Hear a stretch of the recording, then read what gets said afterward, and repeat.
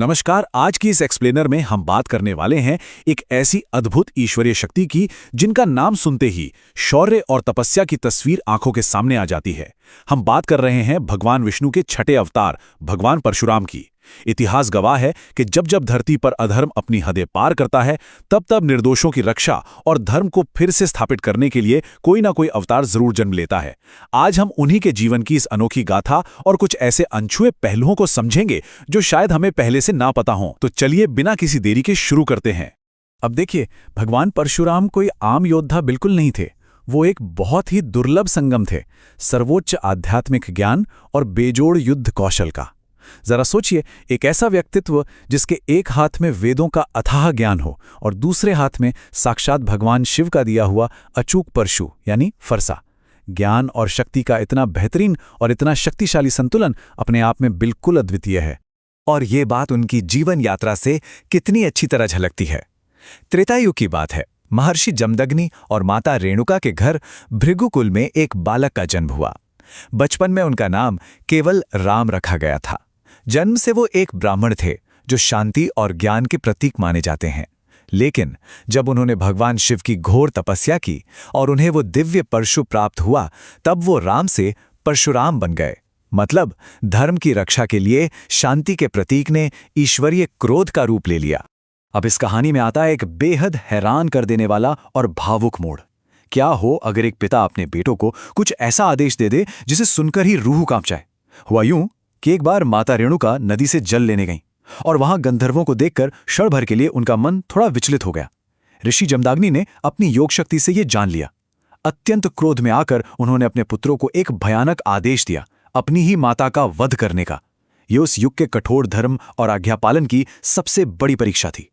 बाकी सभी भाइयों ने तो यह कठोर आदेश मानने से तुरंत इनकार कर दिया, लेकिन परशुराम जी ने पिता की आज्ञा को ही अपना सबसे बड़ा धर्म माना। पर कमाल की बात तो इसके बाद हुई, जब ऋषि जमदग्नि अपने बेटे की इस आज्ञाकारिता से खुश होकर वरदान मांगने को कहते हैं, तो परशुराम जी ने पूरी बुद्धिमानी से मांगा कि माता फिर से जीवित हो जाएं और उन्हें इस दुखद घटना की कोई याद ही ना रहे। यह सिर्फ आज्ञापालन नहीं था, बल्कि यह दिखाता है कि संकट के समय भी उनका विवेक और परिवार के प्रति उनका प्रेम कितना गहरा था। अब बात करते हैं उस घटना की जिसने उन्हें युग का सबसे भयंकर रक्षक बना दिया। उस समय का एक राजा था, सहस्त्रबाहु अर्जुन, जिसे 1000 भुजाओं का वरदान मिला हुआ था। एक बार वो ऋषि जमदग्नि के आश्रम आया। ऋषि ने अपनी दिव्य कामधेनु गाय की मदद से उसकी पूरी सेना का बहुत अच्छे से सत्कार किया, लेकिन लालच और अहंकार में अंधे होकर उस राजा ने आतिथ्य का घोर अपमान किया और बलपूर्वक उस शांत आश्रम से कामधेनु को छीन लिया। बस इसी एक घटना ने परशुराम जी के भीतर अन्याय के खिलाफ वो चिंगारी भड़काई जिसने आगे चलकर सहस्त्रबाहु का समूल विनाश कर दिया। इस पूरी कहानी में एक नंबर बार बार आता है, 21। आखिर क्यों? सहस्त्रबाहु के वध के बाद उसके पुत्रों ने प्रतिशोध की आग में आकर एक बहुत ही कायरतापूर्ण काम किया। उन्होंने तपस्या में लीन ऋषि जमदग्नि की बेरहमी से हत्या कर दी।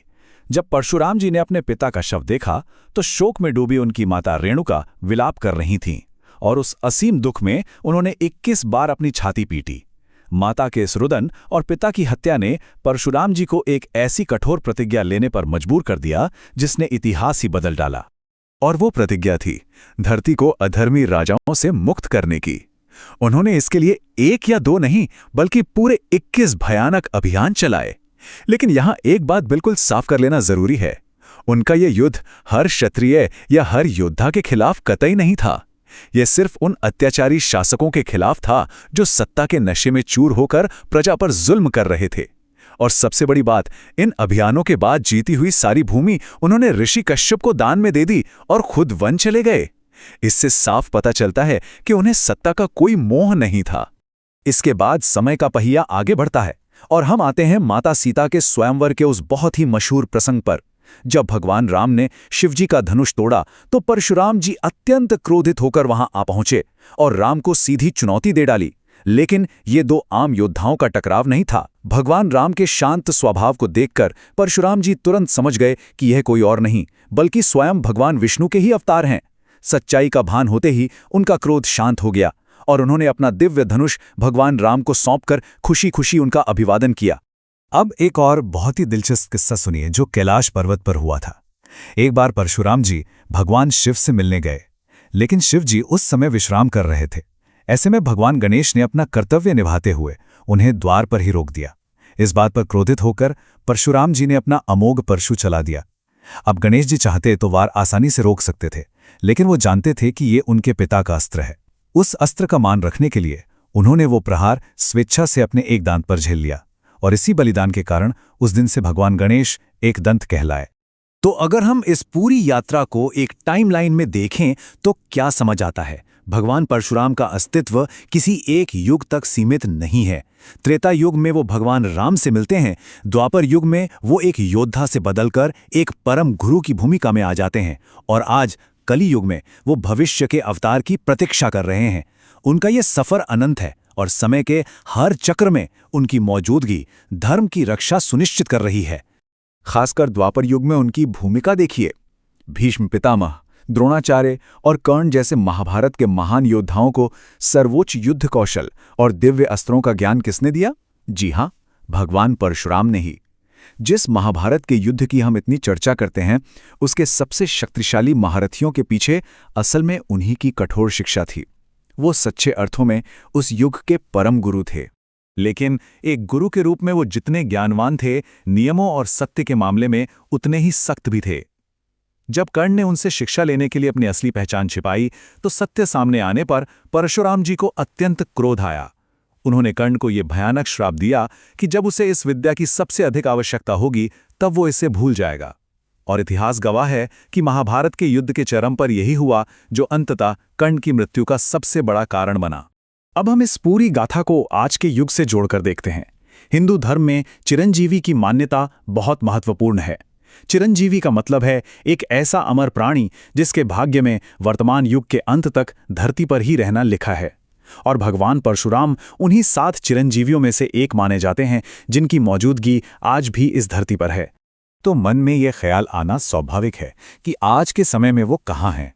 मान्यता है कि भगवान परशुराम आज भी जीवित हैं और महेंद्र पर्वत पर गहन ध्यान में लीन हैं। वे बड़ी ही शांति और असीम धैर्य के साथ अपने अंतिम कर्तव्य की प्रतीक्षा कर रहे हैं। जब कलियुग में अधर्म अपने चरम पर होगा और भगवान विष्णु अपना अंतिम कल्कि अवतार लेंगे, तब भगवान परशुराम ही उन्हें युद्ध कला सिखाने के लिए उनके गुरु बनेंगे। इस पूरे एक्सप्लेनर को अगर हम समेटें तो हमें क्या सीख मिलती है? यही ना कि सिर्फ ज्ञान होना ही काफी नहीं है। धर्म और अच्छाई को बचाने के लिए शक्ति का होना भी उतना ही जरूरी है। अगर क्रोध सही दिशा में और न्याय के लिए हो तो वो विनाशकारी नहीं, बल्कि एक आध्यात्मिक साधना बन जाता है। सच्चा धर्म ज्ञान और शक्ति का सही संतुलन है। और जहां तक अहंकार की बात है, चाहे वो किसी बहुत बड़े राजा का हो या महान योद्धा का, वो हमेशा पतन ही सुनिश्चित करता है।